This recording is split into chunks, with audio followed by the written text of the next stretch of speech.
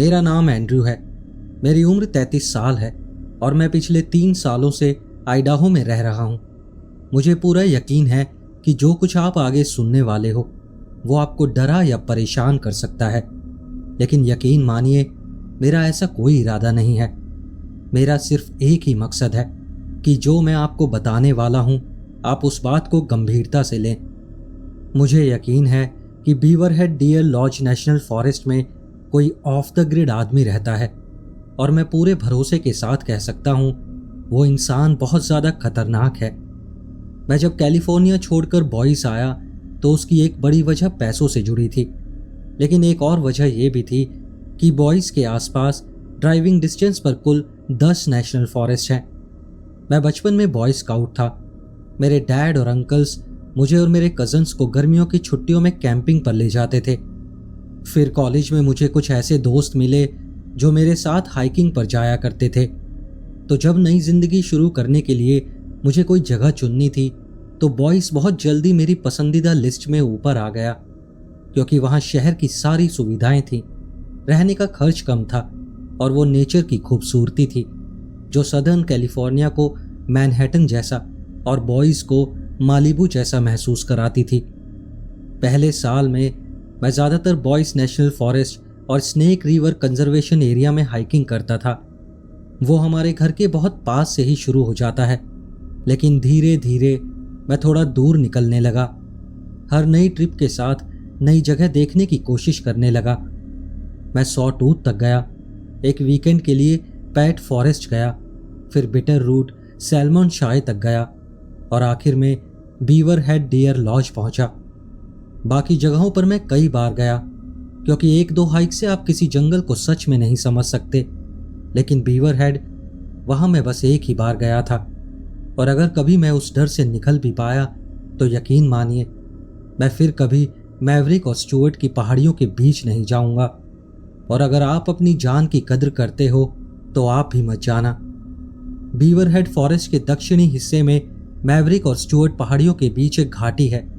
इस घाटी के सबसे पश्चिमी सिरे पर जहां 2 छोटी नदियां मिलती हैं, वहां की जमीन खुली और पेड़ पौधों से खाली है, लेकिन जैसे जैसे आप पूर्व की तरफ बढ़ते हैं ट्रेल्स पतली और जटिल होने लगती हैं, जैसे कोई नसों का जाल फैल रहा हो। सभी रास्ते एक जैसे दिखते हैं, खुले घास वाले ट्रेल्स और चारों तरफ चीड़ के पेड़ जो आपका व्यू ब्लॉक कर देते हैं। आजकल जीपीएस और कंपास के ज़माने में गुम होना आसान नहीं है, लेकिन अगर कभी कोई जगह थी जहां मुझे दिशा को लेकर सच में उलझन हुई तो वो यही थी। आप 2 मोड़ लेने के बाद सोचोगे कि फिर से मेन रास्ते पर आ गए हो, और फिर अचानक ट्रेल एकदम पतली होकर खत्म हो जाती है। किसी कम अनुभव वाले हाइकर के लिए यह चिंता की बात होती, लेकिन मेरे लिए यह लगभग नॉस्टैल्जिक था। करीब 15 साल हो गए थे जब मैंने किसी जंगल में खोने जैसा महसूस किया था, तो मेरे लिए वो एक तरह का रोमांच था। हाइकिंग मुझे हमेशा से पसंद रही है, लेकिन वो बचपन वाला जंगल का जादू काफ़ी पहले खो गया था, और उस दिन वो एहसास कुछ देर के लिए वापस आ गया था। करीब 1 घंटे तक मैं वहाँ घूमता रहा, उस इलाके की ट्रेल्स को समझने की कोशिश कर रहा था। फिर जब मैं एक संकरी पगडंडी से नीचे उतर रहा था तो अचानक मुझे धुएं की गंध आई, जैसे कोई कैंपफायर जल रहा हो। मैं हमेशा ये कोशिश करता हूँ कि अगर रास्ते में किसी हाइकर या कैंपर से मुलाकात हो तो थोड़ी बात कर लूँ। कुछ लोग इसे दखलंदाजी कहेंगे, लेकिन मेरे लिए ये सिर्फ शिष्टाचार नहीं है, ये ज़रूरी भी है। शहरों में लोग अजनबियों से बचते हैं, लेकिन जंगल वो ऐसी जगह नहीं जहां तुम अनजान रहो। कभी कभी तो सिर्फ दोस्ताना बातचीत होती है, लेकिन इसका एक प्रैक्टिकल मतलब भी है। मैं ज़्यादातर अकेला हाइक करता हूँ। भले ही मैं पूरी तैयारी रखता हूँ, लेकिन फिर भी अकेला इंसान ज़्यादा असुरक्षित होता है। मुझे पसंद है कि लोग जाने मैं वहाँ हूँ, और मुझे ये भी पसंद है कि मैं जानूँ मेरे आसपास कौन है, क्योंकि अगर मुझे किसी से ज़रा सी भी बुरी वाइब मिले तो मैं वक्त रहते वहाँ से निकल सकता हूँ।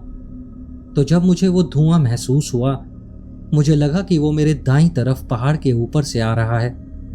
मैं धीरे धीरे उस तरफ चढ़ने लगा, और जैसे जैसे ऊपर गया धुएं की गंध तेज होती गई, तो मैं आगे बढ़ता गया। आखिर में पेड़ थोड़े कम हो गए और मैं एक खुली सी चट्टानी जगह पर पहुंच गया, जो नीचे से देखने पर लगभग पूरी तरह छिपी हुई थी। मैं सोच ही रहा था, ये तो काफी फ्लैट है, यहां तो एक छोटी झोपड़ी भी बनाई जा सकती है। और तभी मैंने देखा किसी ने पहले ही बना रखी थी। करीब 50 गज दूर एक छोटी 2 कमरों वाली झोपड़ी खड़ी थी। सामने की तरफ किसी सब्जी के बगीचे की शुरुआत दिख रही थी और एक छोटी सी लकड़ी की बाड़ जो उस जगह की बाउंड्री बना रही थी। पहली नज़र में मेरे दिमाग में बस एक ही बात आई, ये तो लीगल नहीं हो सकता, क्योंकि भले ही नेशनल पार्क में कैंपिंग की अनुमति हो, लेकिन किसी भी स्थायी घर को वहां बनाना सख्त मना है। लेकिन फिर भी वो झोपड़ी अच्छी तरह बनी हुई थी। तो फिर सवाल ये था, वो वहां इतने लंबे समय तक बिना फॉरेस्ट सर्विस की नज़र में आए कैसे रह रहा था। ये सब मेरे दिमाग में चल ही रहा था कि अचानक झोपड़ी का दरवाज़ा खुला और उसके बाहर निकला करीब 40 से 50 साल का एक गंजा आदमी, जिसने गंदा सा बनियान और नीली जीन्स पहने हुए थे। झोपड़ी में 2 खिड़कियां थीं जिन पर लकड़ी के शटर लगे थे, लेकिन उसने खिड़की से बाहर झांक कर नहीं देखा था। तो जब उसकी नज़र मुझ पर पड़ी तो मैं साफ देख सकता था, वो चौंक गया था और मुझे देखकर बिल्कुल भी खुश नहीं था। मुझे लगा शायद मैंने उसे अचानक डरा दिया है, तो मैंने तुरंत हाथ उठाकर हल्का सा वेव किया, जैसे कहना चाहता हूं, आराम से भाई, मैं तो बस घूम रहा हूं। लेकिन जवाब में उसने हाथ नहीं हिलाया। वो सीधा पलटा और अंदर चला गया। कुछ ही सेकंड बाद वो फिर से बाहर आया और इस बार उसके हाथ में एक बोल्ट एक्शन हंटिंग राइफल थी। मैं बस ये साफ कर देना चाहता हूं कि मैंने उस आदमी की प्रॉपर्टी पर कदम नहीं रखा था, और प्रॉपर्टी शब्द को मैं जानबूझकर बोल रहा हूं। जब उसने मुझे देखा, मेरे पास कोई हथियार या ट्रैकिंग पोल तक नहीं था। वो बस एक 4 आंखों वाला, थोड़ा मोटा, ढीली टोपी और अधूरी दाढ़ी वाला आदमी देख रहा था, यानी कि मुझे देख रहा था। और उसका पहला रिएक्शन था अपनी राइफल उठाना। जैसे ही मैंने उसे राइफल के साथ देखा, मैं तुरंत घूम गया और नीचे की पहाड़ी की तरफ चलने लगा जहां पेड़ शुरू होते थे। चलते चलते मैंने जोर से कहा, ठीक है मिस्टर, समझ गया, मैं यहां से जा रहा हूं। अब पीछे मुड़कर सोचता हूं तो मुझे लगता है मुझे शायद भाग जाना चाहिए था, लेकिन उस वक्त लगा कि भागना मतलब ये जताना कि मैं कुछ गड़बड़ कर रहा हूं। अगर मैं भागता तो शायद उसे लगता कि मैं कोई चोर हूं और वो मुझ पर गोली चला देता। तो मैंने सोचा, अगर मैं धीरे धीरे चलता रहूं, हाथ ऊपर रखूं और बस सिचुएशन को शांत कर दूं, तो शायद सब ठीक हो जाएगा। वैसे आपको बता दूं, उस वक्त मैं आम था, कोई बड़ी गन नहीं, बस एक हैंडगन थी, भालू जैसे किसी इमरजेंसी के लिए। लेकिन उस जंगल के बीच किसी के साथ गन फाइट में पड़ना, वो मेरा आखिरी इरादा था। अगर मैं अपनी बंदूक निकालता तो मामला बहुत बिगड़ सकता था। मुझे लगा जितना वो आदमी कंट्रोल में महसूस करेगा, उतनी ही कम संभावना होगी कि वो ट्रिगर दबाए। कम से कम उस वक्त मुझे यही लगा था। मैंने दोबारा जोर से कहा, मैं जा रहा हूं सर, मैं कोई परेशानी नहीं चाहता। और उसके जवाब में उसने चिल्लाया, जहां हो वहीं रुको। क्या आपने नई ड्यून फिल्म देखी है? उसमें एक चीज होती है जिसे द वॉइस कहते हैं, एक तरह की जादुई ताकत, जहां कोई बोले और सामने वाला मजबूर होकर उसकी बात माने, चाहे वो चाहे या ना चाहे। और उस पल मुझे लगा जैसे उस आदमी के पास वही आवाज है। उसने बोला और मेरे पैर ऐसे जकड़ गए जैसे सीमेंट में धंस गए हों। मैं भागना चाहता था, सच कहूं तो राइफल देखते ही दौड़ जाना चाहता था, लेकिन दिमाग ने कहा, शांत रहो, जब तक वो खुद को कंट्रोल में महसूस कर रहा है शायद गोली नहीं चलाएगा। मैं फिर से दोहराता हूं, मेरी जरा भी इच्छा नहीं थी कि मैं उस आदमी से भिड़ जाऊं या अपनी एक शांत हाइकिंग को अपनी जिंदगी के सबसे काले दिन में बदल दूं। उसने कहा, रुको, और मैं चाह रहा था कि मैं उसकी तरफ मुड़कर बात करूं, लेकिन बस जैसे ही मैंने थोड़ा सा घूमने की कोशिश की, उसने राइफल उठाई, बोल्ट खींचा, गोली चैम्बर में डाली और सीधे मेरी तरफ तान दी। इतनी आक्रामकता से कि मुझे सच में लगा गोली किसी भी पल चल सकती है। उस पल मुझे एहसास हुआ मेरी जान अब सच में खतरे में है। लेकिन उस वक्त मेरे दिमाग में सिर्फ एक ही बात थी, प्लीज अपनी पैंट गीली मत कर देना। और मैंने नहीं की। मुझ पे हंसने से पहले एक बार सोचिए, जब कोई बंदूक आपकी कमर पर तनी हो तो दिमाग कितनी तेजी से सोचने लगता है। मैं इतना डरा हुआ था कि मुझे हवा का स्वाद महसूस हो रहा था। मेरे हाथ पैर ऐसे भारी लग रहे थे जैसे सीमेंट के हों, और मैं उन जगहों पर पसीना बहा रहा था जहां इंसान को पता भी नहीं होता कि पसीना आ सकता है। तो हाँ, वो सारी बेहुदा बातें, वो सोच कि जब मौका था तो भागा क्यों नहीं, सब उसी आदिम डर का हिस्सा था जो मैं उस वक्त महसूस कर रहा था। मैं थोड़ा घूमने ही वाला था कि वो फिर से चिल्लाया, क्या मैंने कहा कि घूमो? अगर जरा भी हिले तो देख लेना क्या होगा। मैं बार बार वही बातें दोहरा रहा था। मैं जा रहा हूं, मुझे कोई परेशानी नहीं चाहिए, बस गलती से आपके यहां पहुंच गया, थोड़ा जिज्ञासु था बस, और कुछ नहीं। वो मुझे ऊपर से नीचे तक देखता रहा, फिर पूछा, क्या तुम गवर्नमेंट से हो? मैंने कहा, नहीं, मैं बस एक हाइकर हूं। और उसे ये यकीन दिलाने के लिए कि मैं कोई सरकारी आदमी नहीं हूं, मैंने कहा, मैं बॉइस में एक फाइनेंशियल फर्म में काम करता हूं। ये सच था। मैंने उसे कंपनी का नाम बताया, अपनी पोजीशन बताई, यहां तक कहा, अगर आपको यकीन नहीं है तो अभी कॉल कर लीजिए, ऑफिस वीकेंड पर भी खुला रहता है। मैंने ये सब इसलिए कहा क्योंकि साफ था उसे पुलिस, रेंजर या किसी भी अथॉरिटी से चिढ़ थी, और शायद इसलिए भी क्योंकि जब मैं बोलना शुरू करता हूं तो रुकना थोड़ा मुश्किल हो जाता है। मैं बोलता जा रहा था, तभी उसने चिल्लाकर कहा, चुप रहो। फिर वो कुछ सेकंड चुप रहा, जैसे कुछ सोच रहा हो, फिर बोला, क्या तुम भगवान में विश्वास रखते हो? मुझे धार्मिक लोगों से कोई दिक्कत नहीं है। मेरी दादी बैप्टिस्ट थी, मरने से कुछ महीने पहले तक चर्च में वॉलंटियर करती थी। वो इतनी नेक दिल थी जितना कोई इंसान हो सकता है। किसी और माहौल में मैं शायद ईमानदारी से जवाब देता, लेकिन उस वक्त जब उसकी राइफल मेरी कमर की तरफ थी, उस सवाल का वजन बहुत ज्यादा था। किसी और दिन मैं खुलकर कह देता कि मैं खुद को संशयवादी मानता हूं। मुझे लगता है कि कोई तो है जिसने सृष्टि बनाई है, लेकिन उसे भगवान कहकर किसी बूढ़े सफेद दाढ़ी वाले आसमानी इंसान के रूप में सोच लेना मुझे ठीक नहीं लगता। लेकिन उस पल ईमानदारी शायद सबसे गलत ऑप्शन था, तो मैंने झूठ बोला। मैंने कहा, हाँ, मैं भगवान में विश्वास रखता हूं।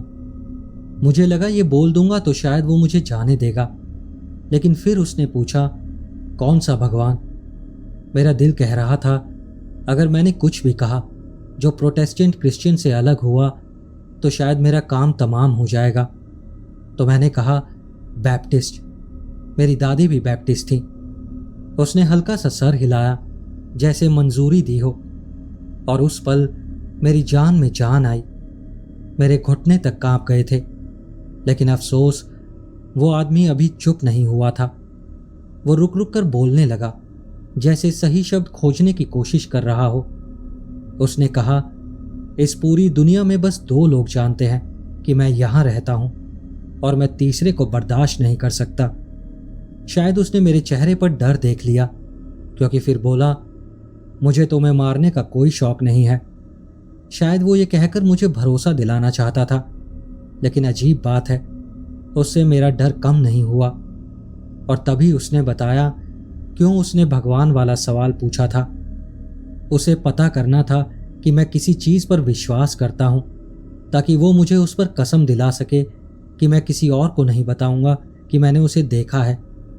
मैंने फौरन कहा, मैं भगवान की कसम खाता हूं, मैं किसी को नहीं बताऊंगा। मैंने ये सब बहुत जल्दी कहा, क्योंकि मुझे लगा शायद अब वो सच में मुझे जाने देगा, लेकिन नहीं, सिर्फ मेरे शब्द उसके लिए काफी नहीं थे। अब वो बंदूक अपनी कमर के पास पकड़े हुए मेरी तरफ थोड़ा और निशाना साधता है और मुझे कहता है, घुटनों पर बैठ जाओ। मुझे बस इतना याद है कि मैंने कहा, प्लीज ऐसा मत करो। लेकिन उस बात का असर उल्टा हुआ।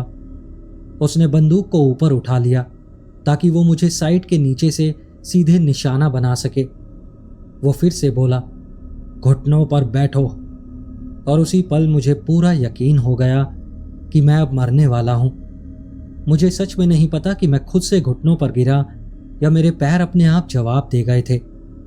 मुझे लगा कि अब किसी भी पल मैं डर के मारे चौकस और जिंदा होने से सीधा अंधेरे में चला जाऊंगा। वो बस एक गोली चलाएगा और सब कुछ खत्म हो जाएगा। लेकिन ट्रिगर दबाने की बजाय वो फिर से बोला, कसम खा, फिर से भगवान की कसम खा कि तू कभी किसी जिंदा इंसान को नहीं बताएगा कि तूने मुझे देखा था या मैं कहाँ रहता हूँ या हमने क्या बात की थी। तो मैंने वही किया जो उसने कहा।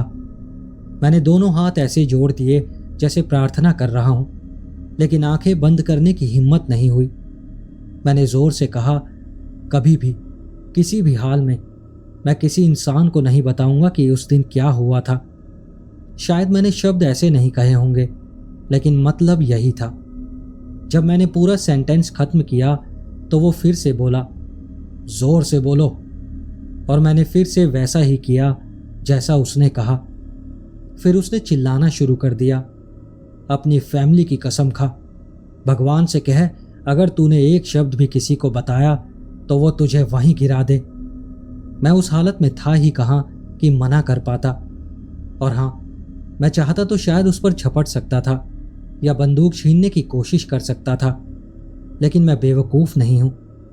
मुझे पता था अगर मैंने उसे कंट्रोल खोने दिया तो मेरे जिंदा बचने के चांस और भी कम हो जाएंगे। इसलिए मैंने वही किया जो उसने कहा।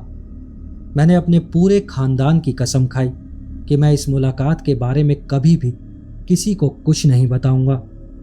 मैंने कहा, मैं भगवान को, अपने माँ बाप को और जो भी ऊपर सुन रहा है सबको गवाह बनाकर कहता हूं कि अगर मैंने ये वादा तोड़ा तो मैं खुद अपने अपनों को दफना दूंगा और उनके पीछे पीछे नरक तक चला जाऊंगा। मैं कुछ भी बोल रहा था, जो भी दिमाग में आ रहा था बस बोलता जा रहा था। लेकिन जब मैंने अपने माँ बाप के बारे में सोचना शुरू किया कि अगर उन्हें मेरी लाश उस पहाड़ी से मिलती तो वो लोग किस हालत में होते, बस वहीं मैं टूटने लगा। शायद यही देखकर वो संतुष्ट हुआ, क्योंकि अब मैं सिर्फ डर नहीं रहा था बल्कि टूट चुका था। तभी उसने बंदूक नीचे की, तभी उसने मुझे उठने दिया और तभी उसने मुझे वापस नीचे की तरफ ट्रेल की ओर जाने की इजाज़त दी। मैं नीचे उतर रहा था और वो पेड़ों के पीछे से चिल्लाया, अपना वादा मत भूलना। और फिर जाहिर है जैसे ही मुझे फ़ोन का सिग्नल मिला मैंने पूरा मामला एक एक डिटेल के साथ बीवरहेड काउंटी शेरिफ को रिपोर्ट कर दिया। मैं कोई बहुत धार्मिक इंसान नहीं हूँ और अगर होता भी तो भी किसी को अपने भगवान के नाम पर मेरा डर यूज़ नहीं करने देता। यह कोई कहानी नहीं थी जिसमें मैं उसका राज रखता या डर के मारे चुप रहता। हाँ, मैं उस वक्त डरा हुआ था, इतना कि कांप रहा था। लेकिन जब तक मैं वापस अपनी कार तक पहुंचा मैं गुस्से में था। जिंदगी में इतना गुस्सा मुझे कभी नहीं आया। जब मैं गुस्से में फ़ोन पर 911 को कॉल कर रहा था, मैं सच कहूँ अगर वो आदमी मेरे सामने होता तो मैं उसे 3 बार मार चुका होता। लेकिन वो सही रास्ता नहीं था। जिम्मेदार और समझदार इंसान वही करता जो मैंने किया, कानून को सब कुछ बताता। समस्या ये थी, लगभग 1 हफ्ते तक शेरिफ को बार बार कॉल करने के बाद मुझे एहसास हुआ कि कुछ भी किया नहीं जा रहा था। रेड टेप, फॉर्मेलिटी, प्रोसीजर, इन सब के चक्कर में शेरिफ ने मामला बीवरहेड फॉरेस्ट रेंजर को सौंप दिया। उन्होंने कहा कि वो एरिया सर्च करेंगे और संपर्क में रहेंगे। तीसरी बार जब मैंने शेरिफ को फ़ोन किया, उससे 1 दिन पहले रेंजर्स ने बताया था कि उन्हें मैवरिक माउंटेन के नीचे ऐसी कोई झोपड़ी मिली ही नहीं। मैंने कहा, यह असंभव है, मैंने अपनी आंखों से वो झोपड़ी और उस आदमी को देखा है। फिर मैंने उन्हें वो लोकेशन बताई जो मुझे अच्छे से याद थी। रेंजर्स ने दोबारा सर्च पार्टी भेजने का वादा किया और इस बार उन्होंने वो झोपड़ी ढूंढ भी ली, लेकिन वो आदमी गायब था और कैबिन देखकर लगता था कि वहां कोई कई दिनों से नहीं आया था। अब मैं गुस्से में उबल रहा था। मैं उन लोगों का बहुत सम्मान करता हूं जो किसी भी तरह देश की सेवा करते हैं, लेकिन अधिकारियों की ये लापरवाही, एक खतरनाक आदमी को ऐसे फिसल जाने देना, वाकई डराने वाली बात है। मुझे आज भी नहीं पता कि उस दिन बीवर हेड में मैंने किससे मुलाकात की थी, लेकिन 90% लोग शायद मुझसे सहमत होंगे कि वो या तो कोई अपराधी था या कोई सनकी था जो किसी अजनबी को डराने में मजा लेता था। किसी भी हाल में उससे दोबारा मिलना, ये सोचकर ही मुझे ऐसा डर महसूस होता है जिसे मैं शब्दों में बयान नहीं कर सकता। इसीलिए मैं दोबारा कभी बीवर हेड नहीं गया, और अगर कभी गया भी तो मैवरिक माउंटेन के आसपास कभी नहीं फटकूंगा। मुझे लगता है उस पागल बूढ़े को यकीन नहीं हुआ कि मैं अपनी कसम निभाऊंगा, क्योंकि जब रेंजर्स उसकी झोपड़ी तक पहुंचे तो वो आदमी जो मुझे लगभग मार ही चुका था कहीं गायब हो गया था। और यहीं से मेरी कहानी वहीं लौट आती है जहां से शुरू हुई थी। ये कोई कैंपफायर स्टोरी नहीं है, बल्कि एक चेतावनी है उन सब के लिए जो साउथ वेस्ट मोंटाना या आइडाहो के ऊपर वाले इलाकों में हाइकिंग का सोच रहे हैं। मुझे पूरा यकीन है कि वो आदमी अब भी वहीं कहीं है, ऑफ द ग्रिड है, अपनी दुनिया में कहीं छुपा हुआ है। और अब मुझे डर है कि अगली बार जब कोई उससे टकरा जाएगा वो इतना भाग्यशाली नहीं होगा जितना मैं था, क्योंकि शायद अगली बार वो क्या तुम भगवान में विश्वास करते हो नहीं पूछेगा, बल्कि सीधे भगवान के पास भेज देगा। मैं जितना याद कर सकता हूं उतने लंबे समय से लॉन्ग डिस्टेंस हाइकिंग करता आ रहा हूं। मेरे डैड आर्मी में थे और उनके बड़े भाई थोड़े सनकी टाइप के थे, हमेशा धनुष बाण लेकर जंगल में घूमते रहते थे। तो ज़्यादातर गर्मियों में मैं, मेरे डैड, मेरे अंकल और मेरे कज़न्स सब एक साथ एबेविल साउथ कैरोलिना के दक्षिण में कुछ दिनों की हाइकिंग और कैंपिंग के लिए जंगलों में निकल जाया करते थे। जब डैड का निधन हुआ तो मुझे लगा कि जंगलों में जाना किसी तरह मुझे उनसे फिर से जोड़ देता है, चाहे बस कुछ घंटों की रविवार दोपहर की हाइक ही क्यों ना हो। तो महीने में 1-2 बार मैं अपने गियर पैक करता और दिन भर की टेंशन मिटाने के लिए विल्डरनेस में निकल जाता। जब वो गुजरे तब मैं ऑगस्टा में रहता था। वहाँ एडन ब्लफ के पास काफ़ी अच्छा जंगल था, लेकिन मुझे स्टीवंस क्रीक और हैमिल्टन ब्रांच स्टेट पार्क के बीच का इलाका ज़्यादा पसंद था। वो बिल्कुल वैसा ही था जैसे बचपन में जंगलों में मैं डैड के साथ घूमता था। यहाँ पर साफ कर दूं, मैं साउथ कैरोलिना वाले स्टीवंस क्रीक की बात कर रहा हूँ, ना कि नॉर्थ ऑगस्टा के पड़ोस वाले इलाके की। वहाँ आप मीलों मील चल सकते थे और शायद ही किसी इंसान को देखते। कभी कभी कोई मछुआरा नजर आ जाता, वरना 90% वक्त बस आप, क्रीक और पेड़ नजर आते। फिर एक बार रविवार दोपहर को मैं एक हाइक पर गया था। स्टीवंस क्रीक के किनारे मैं करीब 2 मील चल चुका था कि तभी मैंने बाईं तरफ जंगल में एक अजीब सी आकृति देखी। आप समझ सकते हैं, मैं तो बस पेड़ पौधे और कभी कभार गिलहरी देखने का आदी था। तो जब मैंने वो बड़ा काला सा ढेर देखा तो मैं तुरंत वहीं ठिठक गया। मैंने वहीं रुककर देखा और पाया कि किसी ने पुरानी सूखी लकड़ियों को जोड़कर एक तरह का अस्थायी शेल्टर बना रखा था जो एक पेड़ के सहारे टिका हुआ था।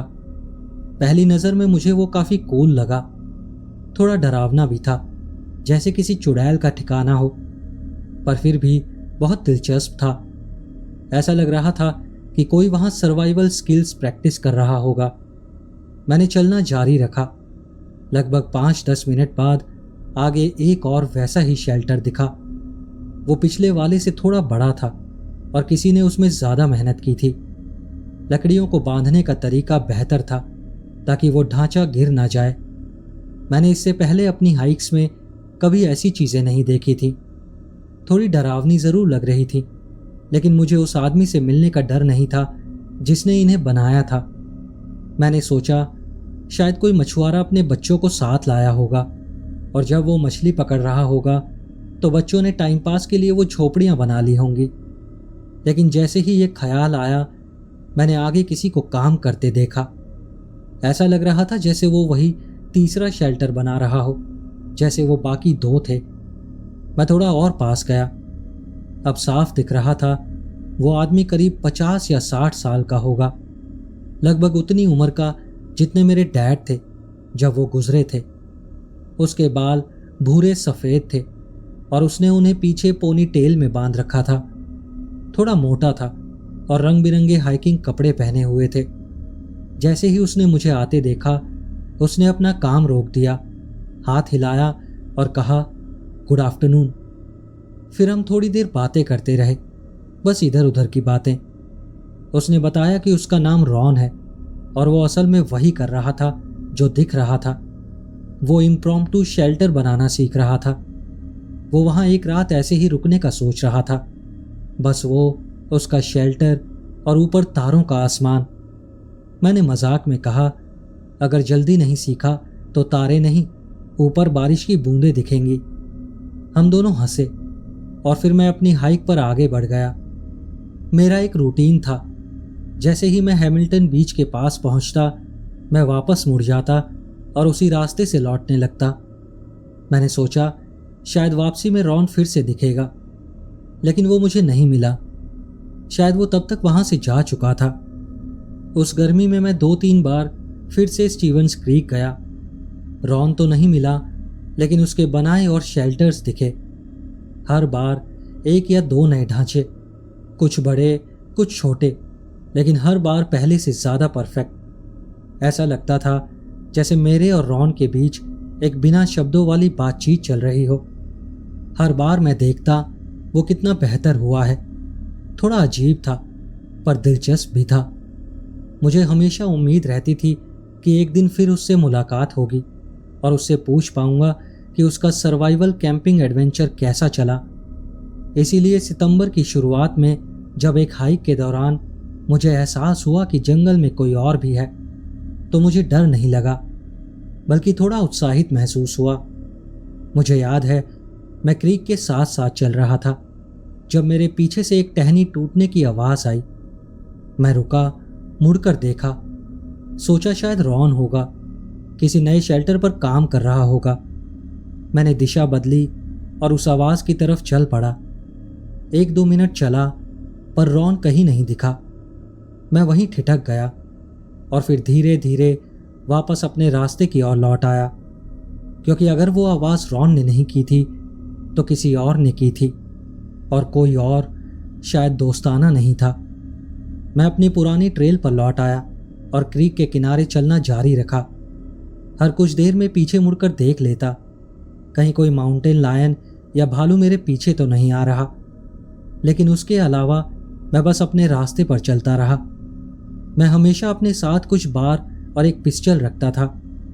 देखिए, मैं उन लोगों में से नहीं हूं जो ये भोलेपन से सोचते हैं कि सिर्फ बार ही आपको सुरक्षित रख सकता है। असल में उसकी गंध ही भालुओं को आकर्षित करती है, और वैसे भी जंगल में डरने वाली चीज़ें सिर्फ जानवर ही नहीं होते। तो जब तक मैं हैमिल्टन ब्रांच के बाहरी इलाके तक पहुंचा, मैं लगभग मान चुका था कि कोई या कुछ मेरा पीछा कर रहा था। मैं ये बात किसी बेवजह के डर या अपनी कल्पना के कारण नहीं कह रहा। जब कोई शिकारी जानवर पास होता है तो चारों तरफ एकदम सन्नाटा छा जाता है। पक्षी गाना बंद कर देते हैं, कीड़े मकोड़े भी आवाज़ करना बंद कर देते हैं, जैसे हर जिंदा चीज़ खुद को चुप करा लेती है जब कोई भूखा शिकारी उनके बीच से गुजर रहा होता है।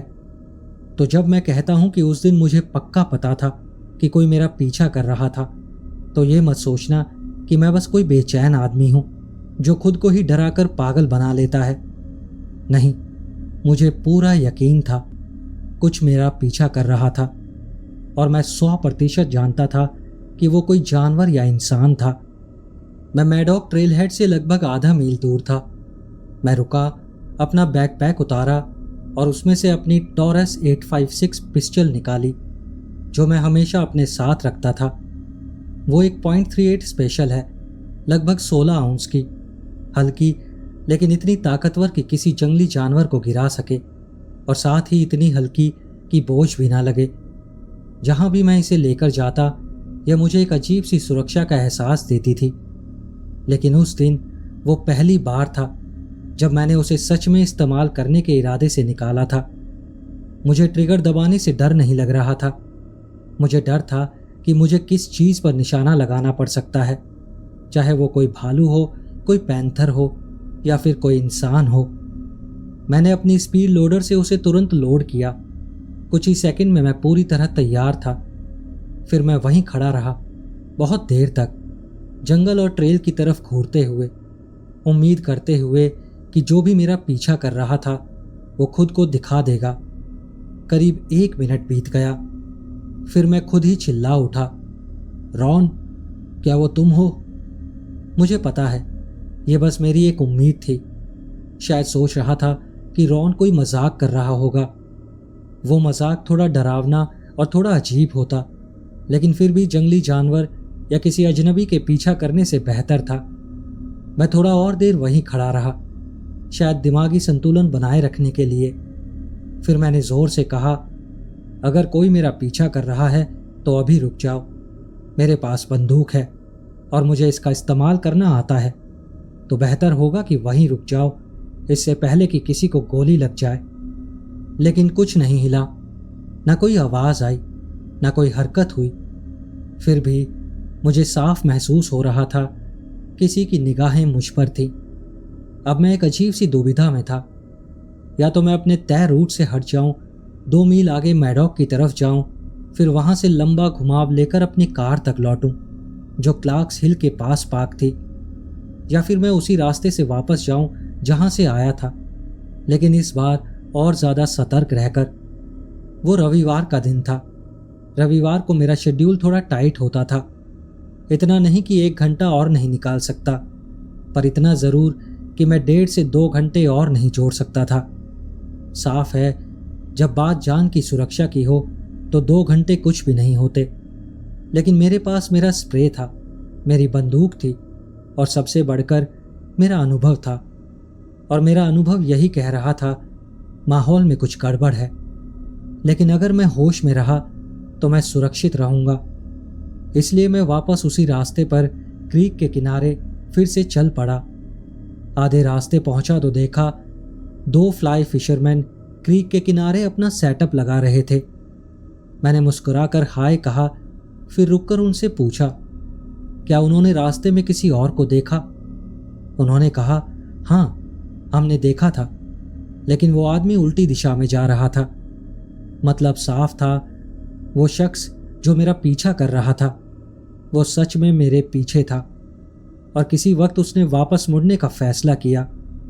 मैंने उनसे पूछा, वो आदमी कैसा दिख रहा था? मैंने उनसे ये सवाल इसलिए पूछा क्योंकि मुझे लगा कि शायद वो रॉन ही होगा, लेकिन नहीं, उनका जवाब कुछ और था। वो आदमी रॉन जैसा बिल्कुल नहीं था। उन्होंने बताया, जब उन्होंने उसे गुड आफ्टरनून कहा तो उसने कोई जवाब नहीं दिया, बस हल्का सा बड़बड़ाया और अपने रास्ते चलता रहा। अब वो दोनों मछुआरे मुझसे पूछने लगे कि मैं इतना बेचैन क्यों लग रहा हूं, तो मैंने सीधा कह दिया, मुझे लग रहा है कि कोई मेरा पीछा कर रहा है। ऐसे नहीं कि बस कोई इत्तेफाक से पीछे था, बल्कि जानबूझकर छुपकर मेरा पीछा कर रहा था।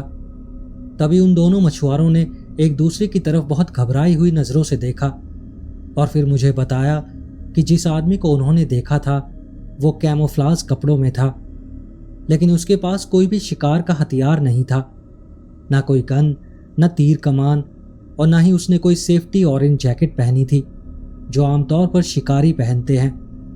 पहले तो ये बात मुझे ज़्यादा अजीब नहीं लगी। लोग अक्सर जंगल में पुराने आर्मी कपड़े पहनकर घूमते हैं, इसमें कुछ गलत नहीं था। लेकिन जब मैंने ये सोचा कि शायद वही मेरा पीछा कर रहा था, तो ये डिटेल अचानक बहुत डरावनी लगने लगी। सावधानी के तौर पर मैंने उन दोनों को बताया कि मैं किस दिशा में जा रहा हूं और मेरी कार कहाँ पार्क है। फिर मैंने उन्हें गुड आफ्टरनून कहा और अपने रास्ते चल पड़ा। लेकिन वापस ड्राइव करते हुए मेरे दिमाग से ये बात निकल ही नहीं रही थी, क्या वो दोनों मछुआरे वाकई उतने सीधे थे जितना मैंने पहले सोचा था? क्या पता अगर उन्हीं में से कोई मेरा पीछा कर रहा था और जब मैंने सख्ती दिखानी शुरू की तो वो पीछे हट गया। अगर ऐसा था तो ये किसी भी जंगली जानवर से ज़्यादा डरावना था। कोई ऐसा इंसान जो ऊपर से बिल्कुल नॉर्मल लगे, मुस्कुराए, बातें करे लेकिन अंदर कुछ और ही सोच रहा हो, जैसे किसी हॉरर मूवी का किरदार हो। ये सोचकर ही मेरी रूह कांप उठी और उसी वक्त मैंने तय कर लिया, मैं स्टीवंस क्रीक से दूर रहूंगा, कम से कम कुछ महीनों तक तो ज़रूर। शायद बाद में लौटूंगा, ये देखने की रॉन ने अपने शेल्टर में कितनी प्रगति की है, लेकिन वो कभी हुआ ही नहीं। और सच्चाई ये है, अब मैं कभी स्टीवंस क्रीक वापस नहीं जाऊंगा। और ये फैसला कैसे आया? उसकी शुरुआत हुई एक फ़ोन कॉल से। उस घटना के कुछ हफ्ते बाद की बात है। मैं अभी अभी काम से घर लौट रहा था, तभी मेरा फ़ोन बजने लगा। नंबर अनजान था। पहले सोचा कि कोई सेल्स कॉल होगी और मैं लगभग उस कॉल को काटने ही वाला था, पर ना जाने क्यों अंदर से एक आवाज़ आई, उठा लो। मैंने कॉल उठाई और दूसरी तरफ से किसी ने कहा, वो मैककॉर्मिक काउंटी शेरिफ्स डिपार्टमेंट से बोल रहे हैं, साउथ कैरोलिना से। मेरा पहला ख्याल था कि शायद मैंने कोई ट्रैफिक नियम तोड़ा होगा, क्योंकि जब भी मैं स्टीवंस क्रीक हाइकिंग के लिए जाता था तो क्लार्क हिल के पास कार पार्क करता था। लेकिन ये कॉल ट्रैफिक वायलेशन के बारे में नहीं थी। ये कॉल थी मेरे दोस्त रॉन के बारे में। शुरुआत में डिप्टी ने रॉन का नाम नहीं लिया, बस इतना पूछा, क्या आपने कभी किसी आदमी को स्टीवंस क्रीक के पास सर्वाइवल शेल्टर बनाते देखा है? डिप्टी पहले ही उन मछुआरों से बात कर चुका था जिनसे मैं उस दिन मिला था, जिस दिन किसी ने मेरा पीछा किया था। उन्हीं की जानकारी से उन्होंने मुझे ट्रैक किया, क्लार्क हिल की पार्किंग के सिक्योरिटी कैमरे से। मछुआरों ने बताया था कि मैं वहां का रेगुलर हाइकर हूं, इसलिए पुलिस मुझे संभावित गवाह मान रही थी। मेरा पहला ख्याल यही था कि शायद रॉन घायल हो गया है या कहीं लापता हो गया है, तो मैंने बहुत ईमानदारी से बताया कि मैं उससे कहाँ और कैसे मिला था। लेकिन फिर डिप्टी ने कुछ ऐसा कहा जिससे मेरा दिल धीरे धीरे डूबने लगा। उन्होंने क्रीक के पास मानव अवशेषों के मिलने का जिक्र किया और उस पल मुझे ऐसा लगा जैसे मेरे सीने के अंदर कुछ जम गया हो। मुझे तुरंत एक ही ख्याल आया, शायद जिसने मेरा पीछा किया था वो रॉन के पीछे पड़ गया था। शायद रॉन अपने शेल्टर में काम कर रहा था, जंगल के सन्नाटे में, बिल्कुल बेखबर, और फिर किसी ने उस पर हमला कर दिया। मैंने पूछा, क्या ये किसी जानवर का अटैक था? क्या आपको रॉन मिला? क्या उसका कोई परिवार है? लेकिन उस वक्त डिप्टी ज़्यादा कुछ बताने को तैयार नहीं था। और सच बात कहूँ, आज तक मुझे भी पूरी सच्चाई नहीं पता कि वहाँ क्या हुआ था। हाँ, इतना ज़रूर पता चला, वहाँ सिर्फ एक नहीं 2 शव मिले थे और उनमें से कोई भी रॉन का नहीं था। दोनों शव स्टीवंस क्रीक के पास उसी शेल्टर में मिले थे। मतलब जो आदमी खुद को रॉन कह रहा था वही अब केस का मुख्य संदिग्ध था। डिप्टी ने मुझसे कहा कि अगर रॉन ने कभी किसी जगह या किसी इंसान या किसी और चीज़ का जिक्र किया हो तो याद करने की कोशिश करूं, लेकिन मेरे पास कुछ भी नहीं था। हमारी मुलाकात छोटी और सामान्य थी। मुझे अफसोस के साथ कहना पड़ा कि मैं उनकी मदद नहीं कर सकता, और वही आखिरी बात थी जो मैंने उस केस के बारे में सुनी। सालों बीत गए। कभी कभी मैं इंटरनेट पर सर्च करता हूँ, इस उम्मीद में कि शायद कुछ तो जानकारी मिले कि वहाँ असल में क्या हुआ था, पर हर बार कुछ नहीं मिलता। शायद मैं बस डिटेल्स ढूंढता रहता हूँ ताकि उस दिन की खाली जगह भर सकूं, लेकिन मन के किसी कोने में मुझे लगता है मैं सच जानता हूँ। उस दिन स्टीवन क्रीक के पास मैंने किसी बहुत ही खतरनाक इंसान से अपने आप को बचाया था। वो कोई भालू नहीं था, कोई माउंटेन लायन नहीं था, वो एक आदमी था। मुझे पूरा यकीन है जिस दिन वो अजीब सन्नाटा छाया था वो वही आदमी था जो वहां घूम रहा था।